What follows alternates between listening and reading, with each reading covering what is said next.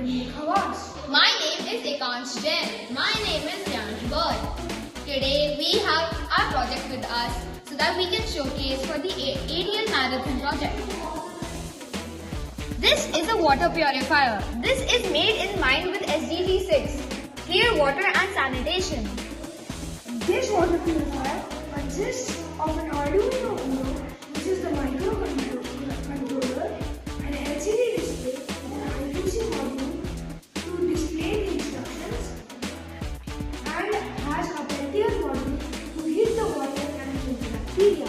First, we will slowly pour the water in the bottle cutout. Then, the water will pass and end up in the second bottle cutout.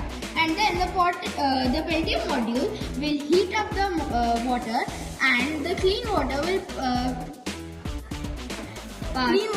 pass through this pipe and will end up in this beaker.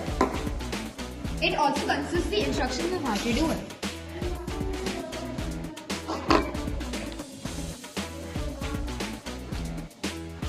Thank you. Thank you.